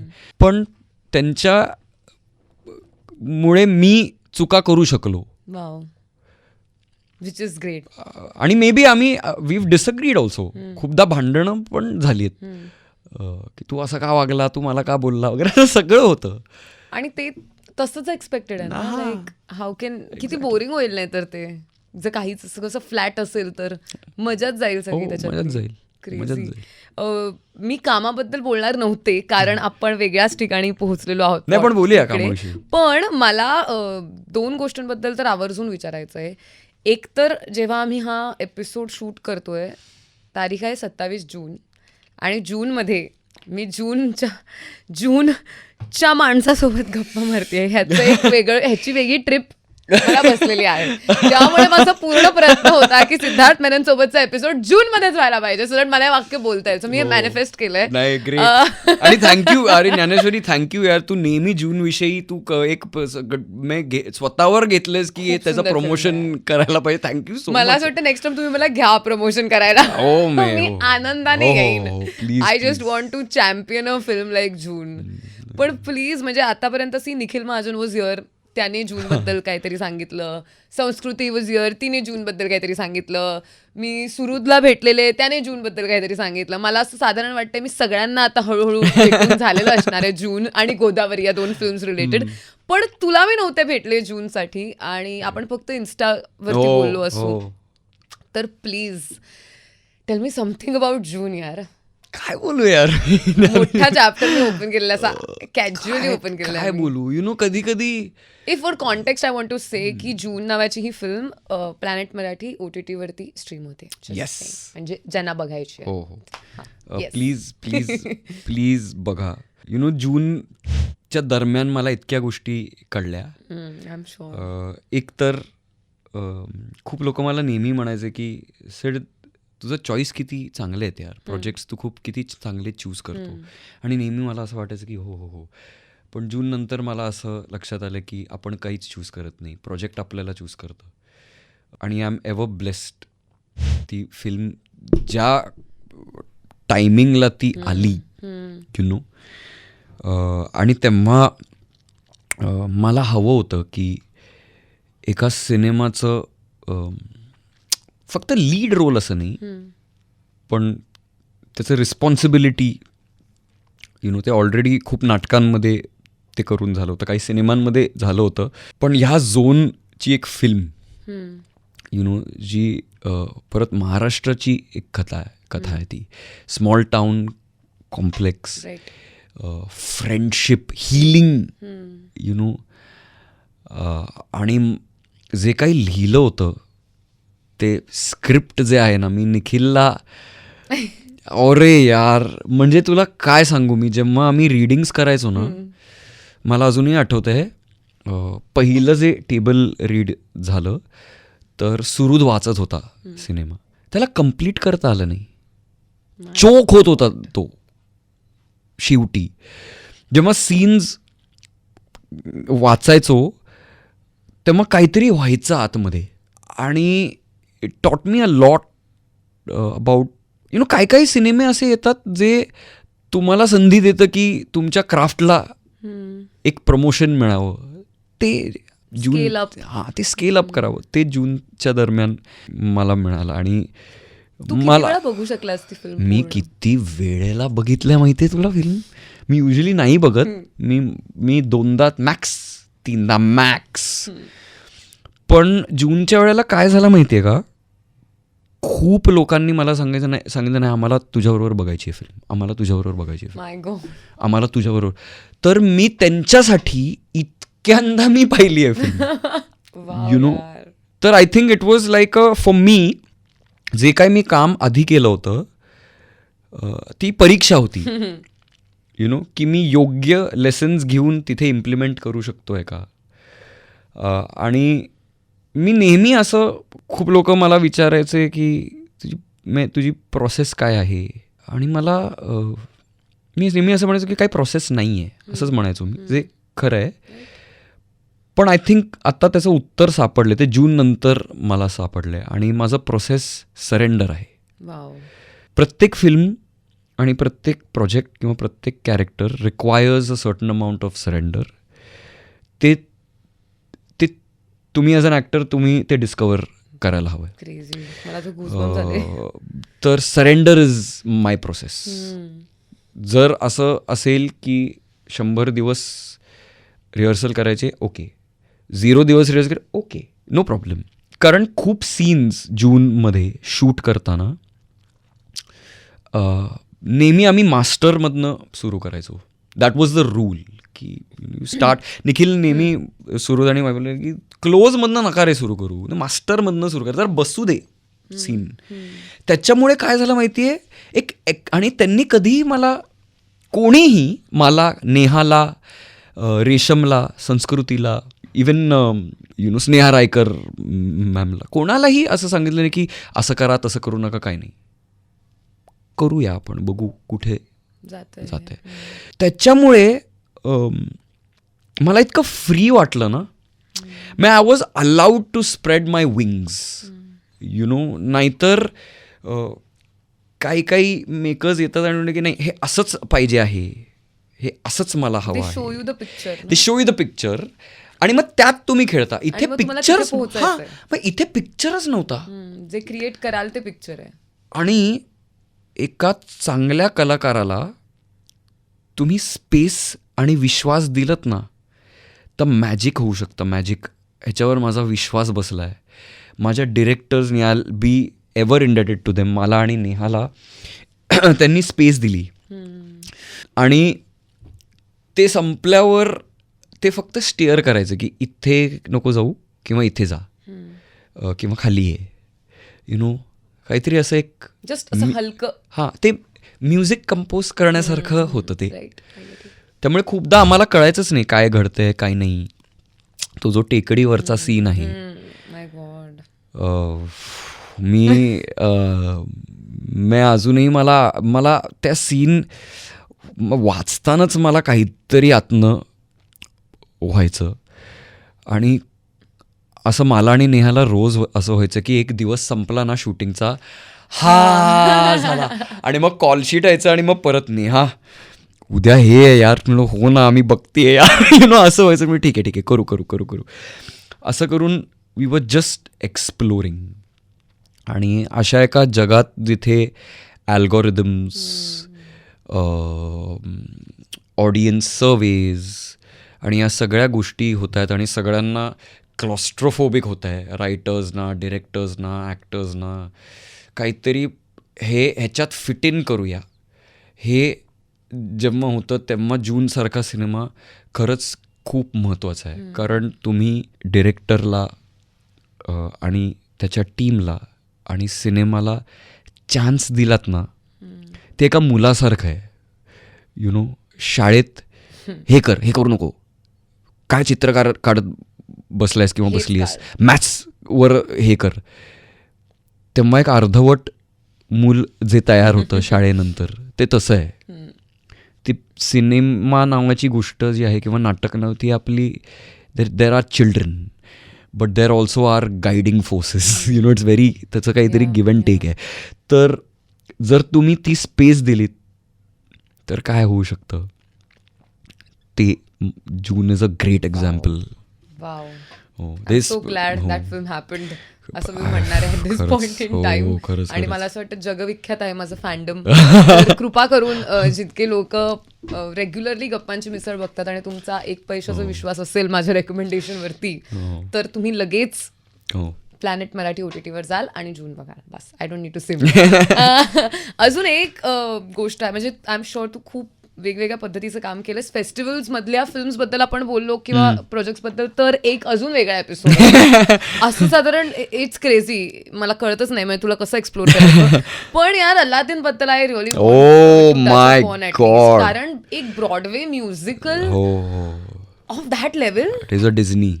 व्हॉट प्लेइंग अल्लादीन, व्हॉट असंच झालं मला, व्हॉट असंच झालं मला. ओ माय गॉड, काय मी, इट वॉज. आणि तू सांगत होतास किती तास रिहर्सल? 14-15 तास.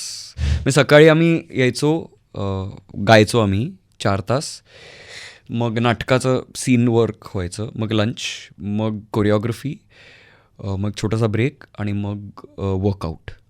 आणि त्याच्यानंतर जरा ॲक्रोबॅटिक्स पण व्हायचं, कारण काही ॲक्रोबॅटिक करूया का असं एक चालू होतं. तर एक गुड 1 महिना आम्ही सिल्कवर काम करा, या सगळ्या ह्याच्यावर काम करा. तर हां, तर सकाळी 7 वाजता घालू तर रात्री 11ला परत शाळा आहे. हो, it was London school of drama, paid आणि फुल्ली पेड. म्हणजे पण प्रेशर खूप होतं, कारण ती ऑलरेडी ती म्युझिकल खूप हिट म्युझिकल आहे. न्यूयॉर्कमध्ये, लंडनमध्ये, टोकियोमध्ये, जर्मनीमध्ये, ऑस्ट्रेलियामध्ये. आणि जे आम्ही करत होतो, India's production was the first non replica production. म्हणजे सगळे, नाहीतर तो डिझाईन शो होता, ते सगळीकडे जायचं आणि तेच ते करायचे, same costume, same choreography, same set. आमचं सगळं वेगळं होतं. आय थिंक आमचा show also was the first bilingual in the world, English आणि हिंदी. तर जिनी जेव्हा यायचा लॅम्पमधनं आणि तो खरोखर यायचा, मी रब करायचो, पस्कन स्मोक यायचा, असं करून हायड्रॉलिकमधनं स्टेजच्या खालून तो एका दगड असं यायचं, असं सगळं ते होतं. डोंट आस्क, काय इट वॉज रिअली मॅजिक. 60-60 फुटी सेट पीसेस, ज्यातनं मी उडी मारायचो, फ्लाईंग कार्पेट, ह्या सगळ्या गोष्टी. आम्ही लाईव्ह गायचो प्रत्येक गाणी. खूप लोक इंटरव्हलमध्ये भांडत बसायची कॅफेटेरियामध्ये, हे नाही गा रे यार, दे नॉट सिंग लाईव्ह. मग आम्हाला येऊन सांगावं लागायचं. प्लस डिझनी, त्यांचा एक ब्रँड, प्लस मी being the face of Aladdin, मी आणि Taruk Raina, we were parallelly cast, Jasmine, all of us, म्हणजे रोशन सर, जिनी मंत्रा होता, मग नंतर हितेश बोजरा झाला. या सगळ्या आयकॉनिक कॅरेक्टर्स आहेत, you know, in the world of Disney. तर त्याचं एक प्रेशर, जे काही आधी क्रिएट केलं आहे ते विसरून आपलं क्रिएट करणं, आणि माझं अख्खं बीइंग रिवायर झालं.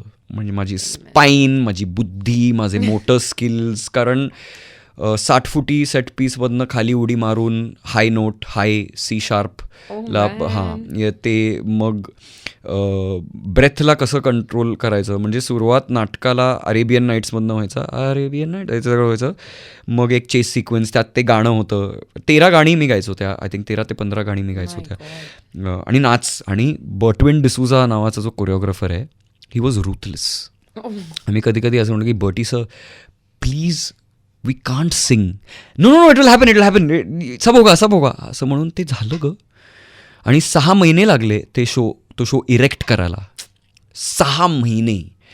त्यात mock stages, mock set pieces, miking in इयरचा इट वॉज अ ड्रीम. आणि लाईव्ह डिझनीचा जो हेड आहे New York, he came for the show. Wow. आणि तो सगळ्यात प्रेशरायझिंग होता, कारण जर त्यांनी येऊन सांगितलं की it's hopeless, you guys are fail, संपला विषय. आणि जो आमचा ऑडियन्स होता, कारण तिकीट प्राइसेस खूप महाग होते, म्हणजे कोटी रुपयेची इन्व्हेस्टमेंट होती त्या शोमध्ये.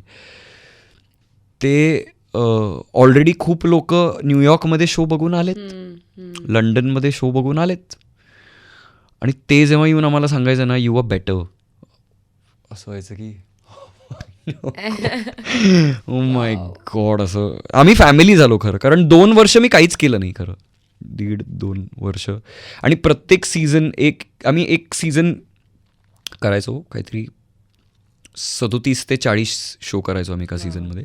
ट्यूजडे टू संडे, मंडे सुट्टी, कारण that's how it works on Broadway. Saturday Sunday 2-2 show.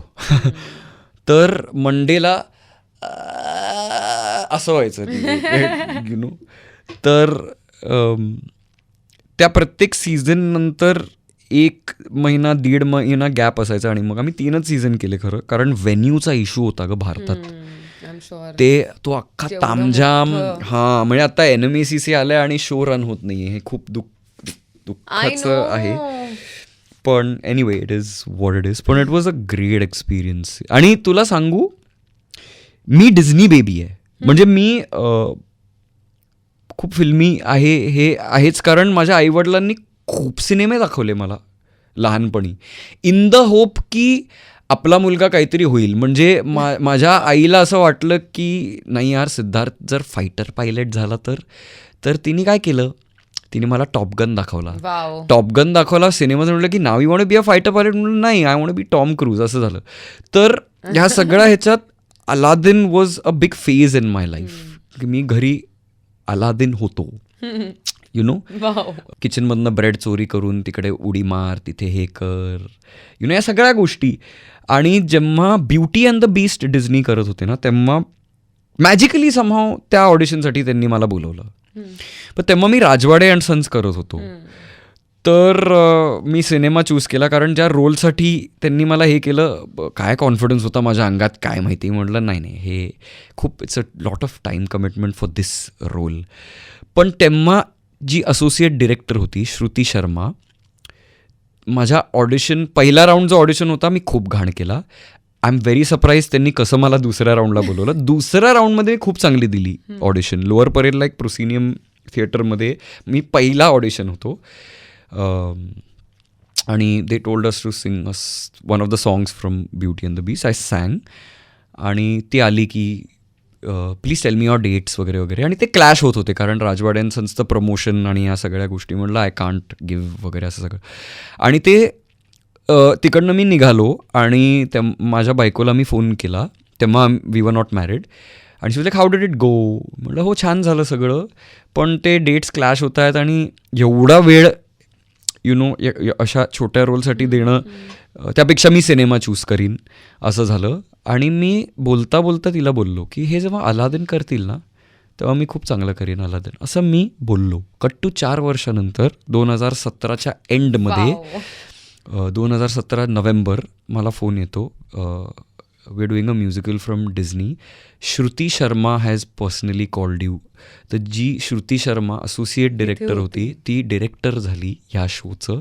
तिने ते सगळं जुळून आणलं, आणि कोणालाही मी माहिती नव्हतं, पण तिने अख्ख्या टीमला सांगितलं की listen, there is this boy called Siddharth, we have to get him in to get an audition, I think he is the one. आणि मी म्हटलं कोणतं म्युझिकल, आणि ते म्हटलं वी कांट टेल यू. पण त्यांनी मला गाणी पाठवली, -1 ट्रॅक्स, आणि म्युझिक शीट पाठवला. म्युझिक शीट बघून मी घाबरलो, कारण मला नोट्स, मी ट्रेंड नाही आहे ना, मी ट्रेन, त्याच्यानंतर मी ट्रेन झालो. आणि मी असा होतो की मला काहीच कळेना हे काय. पण मी ट्रॅक प्ले केला, आणि मला कळलं काय. मी असं होतं की हे मी नाही सोडणार, हे काही झालं तरी मी नाही सोडणार. That was so nerve racking, पण ते झालं. आणि झाला तो कार्यक्रम. It was magical. Crazy It was like crazy. एवढं मोठं ब्रॉडवे म्युझिकल हो आणि an experience for life time. हो, तू lifetime. म्हणालास तसं की देर इज नो वंडर की तू अल्लादीन सारखा वागत होतास, कारण 14 तास रिहर्सल केल्यानंतर माणूस काय करेल दुसरं, माणूस तेच बनेल. There is no other there's no other way. There's no other way out. आणि इतकी चांगली माणसं भेटली मला. आणि 6,000 ऑडिशन्स त्यांनी घेतले होते pan India. So it was a pan Indian cast. 6,000? 6,000 काहीतरी, आय थिंक 6,000 ऑडिशन्स. या तर it was a pan India cast. तर त्यातनं इतकी आर्टिस्ट विविध कोलकाता, बँगलोर, चेन्नई, दिल्ली, गुजरात, स्मॉल टाउन्समधनं आलेली. आणि वॉट आय लाईक्ड, जे मला सांगावं असं वाटतंय, कास्टिंग तुम्ही किती टॅलेंटेड आहात ते सेकंडरी होतं. श्रुती आमची जी डिरेक्टर होती ती खूप क्लिअर होती, कारण टीमचा वाईबच इतका चांगला होता ना, म्हणून तो शो त्या लेवलला सक्सेसफुल झालं. जे तू म्हणालीस ना की चांगलं असणं, ते ट्रान्सलेट होत होतं. नाहीतर मी तुला सांगू, एक क्लॉकवर्क मेकॅनिक सारखं आम्ही केला ना शो, तरी तो शो वर्क होतो. कारण बऱ्याच वेळेला ऑडियन्सला म्हणजे काय, इट्स लाईक ना एक ॲव्हरेज किंवा अबाव ॲव्हरेज लेवलचं तरी पण होतच, because you can't be that bad anyway. तू ठरवून पण अगदीच फालतू काम नाही करू शकत. सो ते टेक्निकली ते होतच ना. पण जे ते इथे लागतं तर तेवढाच डिस्टन्स. तर प्रत्येक कास्ट मेंबर, प्रत्येक डान्सर, 50 डान्सर्स होते. माय गॉड यार.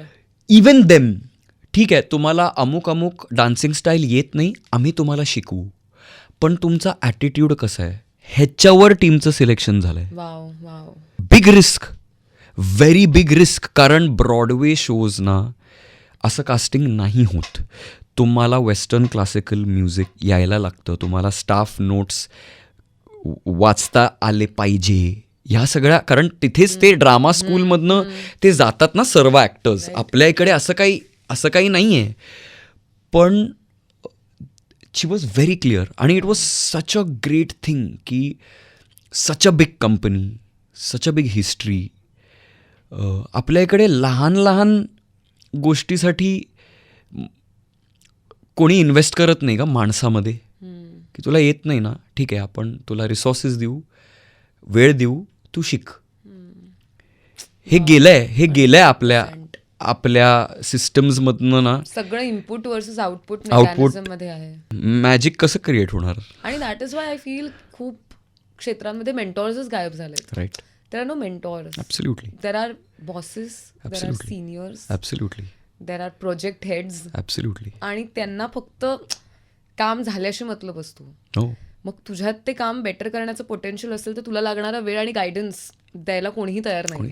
सो इट्स रिअली फॅब्युलस की एक अशा प्रोजेक्टचा तू भाग होतास जिथे तुला हे मिळालं, जे कदाचित 10 अजून फिल्म्स केल्या असतात तरी कदाचित नसतं मिळालं. म्हणून मी ते कमर्शियल नाहीतर हो. कारण आमचे ग्रीन रूम्स जे होते ना, ग्रीन रूम गॉसिप नावाची गोष्ट नव्हतीच त्या टीममध्ये. 150ची टीम होती. 150 stage hands, show callers, back stage, costume, आणि हेवी होतं ना सगळं. कार्पेटचा एक माणूस, एक अख्खं मेकॅनिझम होतं यार.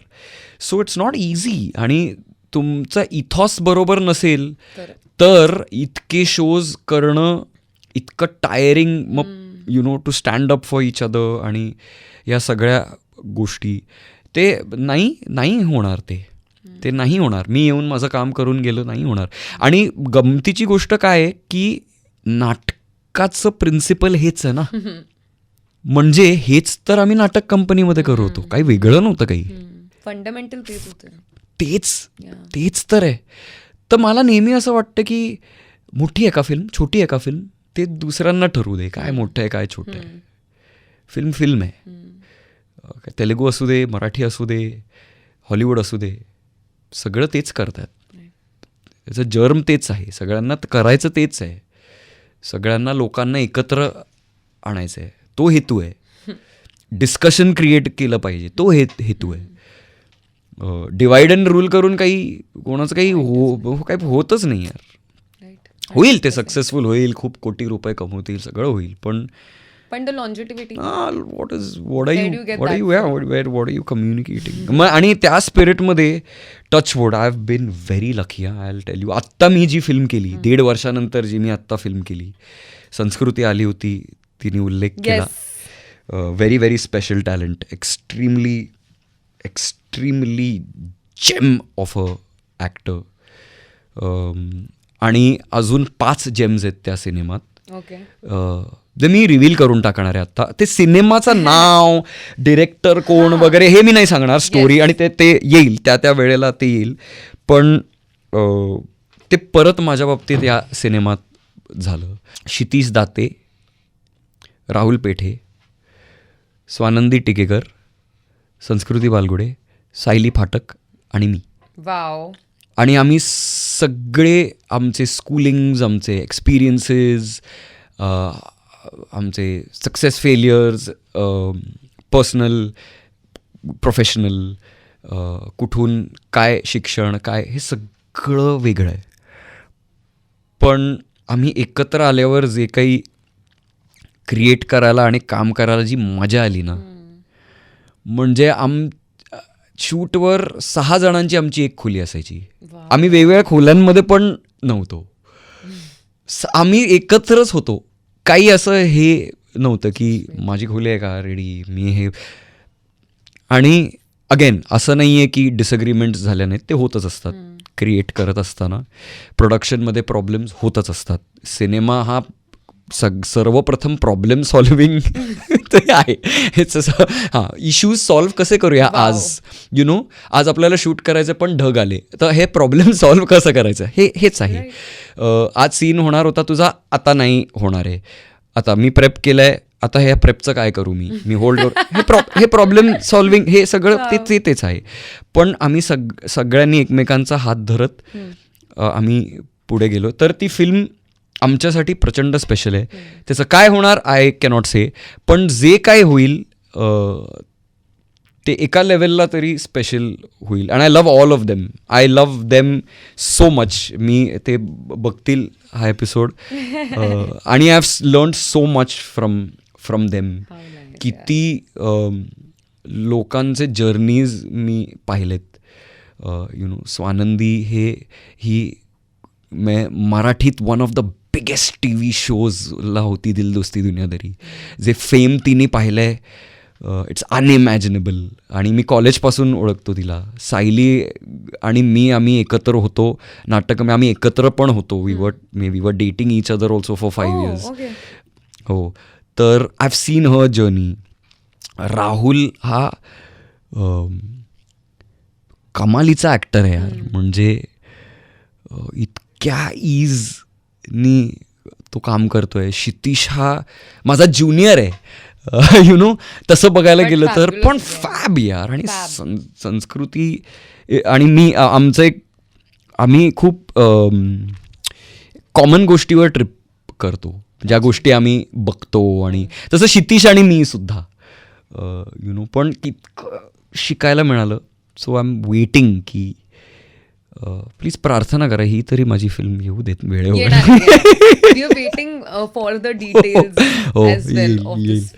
येईल. मी इकडनं येताना मी माझ्या प्रोड्युसरला फोन लावला आणि मी त्याला सांगितलं की हे बघ, मी आपल्या फिल्मविषयी बोलणार आहे, मी बाकी काही रिव्हील करत नाही, पण कास्ट मी रिव्हील करणार आहे. तर ही वॉज लाईक हो हो हो कर. म्हटलं नाही, या कास्टमध्ये मजा आहे, मला ज्ञानेश्वरीच्या शोमध्ये हे करायचं. ऑलरेडी संस्कृतीने सांगितलंच की आम्ही तुमच्या दोघांचं माहित होतं मला, पण I didn't know the other cast members. So wonderful, looking forward to this film. आणि मला पूर्ण खात्री आहे की this film will release very very soon. तेव्हा पण तुम्ही सगळे या. हो, ऍब्सोल्युटली येऊच. हो. आणि खूप मजा तेव्हा पण येईल यार. Very honestly this is part 1 असं मी या ठिकाणी जाहीर करू इच्छिते. बट आपण खरंच पार्ट 2 करूया, कारण मला असं वाटतं खूप काही आहे यार माझ्याकडे अजून विचारण्यासारखं. आणि आय एम शुअर खूप काही आहे तुझ्याकडे सुद्धा सांगण्यासारखं. पण द बेस्ट पार्ट ऑफ हे कॉन्व्हर्सेशन वॉज की like we had already decided it was unplanned. म्हणजे आम्ही प्लॅन केलेलं की अनप्लॅन्ड असेल, काही एक रॅन्डम असं आम्ही केलेलं होतं. हे बघ, माझ्या आयुष्यात प्लॅनिंग हे कधीच काम, ज्ञानेश्वरी मला हे कळलंय आता. म्हणून फक्त गोल्स ठेवायचे आपण, प्लॅन काही करायचं नाही. प्लॅन केलं सगळं वेगळंच काहीतरी होतं. एक्झॅक्टली. आणि त्यामुळे तू जसं म्हणालास की द एंटायर पर्पज वॉज की शेअर करणं आणि छान वाटणं, आनंद मिळणं. तर मला तो पुरेपूर मिळालाय. मला खूप छान वाटलंय तुझं ऐकून. आणि आय एम टेलिंग यू, जेव्हा एखादी व्यक्ती खूप छान बोलत असते आणि तुमच्या मनामध्ये इतर कोणतेही विचार येत नाहीत, इतकं तुम्ही मनापासून ऐकू शकता, it is a pleasurable experience. Thank you so much. I am glad. Very rare. आजकाल खूप वेळा अशी संधीच मिळत नाही की तुम्ही एखाद्या व्यक्तीला इतकं छान ऐकू शकाल, right? So thank you so much की मला खूप खूप भारी वाटलं यार. मला खूप छान वाटलं ऐकून. Thanks. आणि मी तुला आत्ताच बुक करून टाकते पार्ट 2 साठी. हो, माझ्या सिनेमांचं कुठलंही सिक्वल आलेलं नाहीये, म्हणजे जून टू जुलै वगैरे असं काही झालेलं नाहीये. पण पॉडकास्टचं नाही, सिक्वल पासून सुरुवात करूया आपण. सगळे प्रोड्युसर्स आणि डिरेक्टर्सनी प्लीज टेक नोट. आमचं झालेलं आहे कास्टिंग इथे. तर तुमचं बघा म्हणजे कसं ते.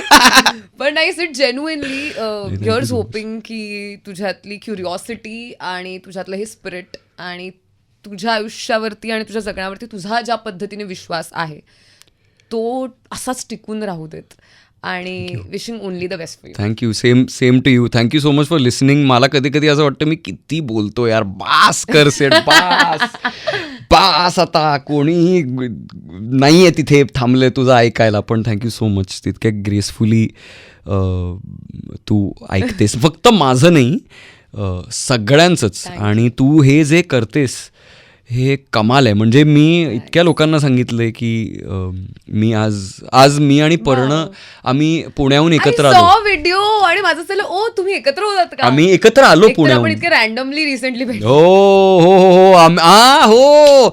मी आणि पर्ण आम्ही एक शॉर्ट फिल्म केली आणि रॅन्डम. आणि I was so happy to see you. आम्ही दादर बीचवर एक सीन शूट करत होतो आणि ज्ञानेश्वरी आली तिकडे. आणि पर्णाला वाटलं की मी ऍक्च्युली बीच वरती आली आणि काय शूट आहे ते बघत होते. हो. ती म्हणली की हो तू अशा आलीस का असं वगैरे ती बोलली. म्हटलं की wow, it was so amazing. तर बघ ना, टायमिंग इज करेक्ट. म्हणजे ते पण तिथे पण आपण भेटलो. आणि बरं, बाय द वे ती फिल्म पण चांगली झाली. मी कदाचित त्याचं स्क्रॅच बघणार आहे लवकर. लिंक माझ्या डीएम मध्ये आलेली आहे. बरं, insider director and her are good friends, I have heard. तर म्हणून ते आलंय तुझ्याकडे. Good friends. तर ती इनसाइडर झाली आहे. Very like good friends we are. पण थँक्यू सो मच सेट यार. आणि please come back very very soon. कारण अशी काही माणसं असतात जी इतकी सेल्फ डिस्कव्हरी मोडमध्ये मोस्ट ऑफ द टाइम्स असतात की आज आपण बोललो आणि उद्या जरी आपण पुन्हा बोललो तरी आय एम 100% शुअर की आपण 4 वेगळ्याच गोष्टी बोलू.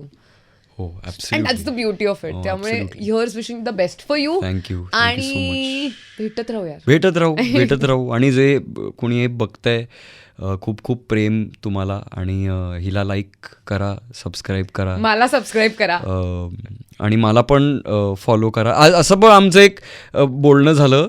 बरं, मी तुला सांगू, या अख्ख्या इंस्टाग्रामच्या जगात खूप लोकांना मी विचारल्या जे येतात ना फोटो बिटो काढायला, मी विचारले तुम्ही मला फॉलो करता का इंस्टाग्रामवर? तर ते म्हणतात नाही हो सॉरी, आम्ही नाही करत, पण आम्ही तुमचे सिनेमे बघतो. तर खूप प्रोड्युसर्सना पण असं मला सांगायचं की माझं फॉलोईंग बघून तुम्ही मला रिजेक्ट करू नका, कारण खूप माझं फॉलोईंग आहे जे ते मला फॉलो करत नाही, कारण ते थांबलेत सिनेमागृहात कधी माझा सिनेमा येईल, ते रीलसाठी थांबलेले नाही आहेत आणि ते खऱ्या अर्थाने त्याला फॉलो करतात. येस, खऱ्या अर्थाने, not for notifications. Thank you so much. Thank you, thanks a lot. Thank you.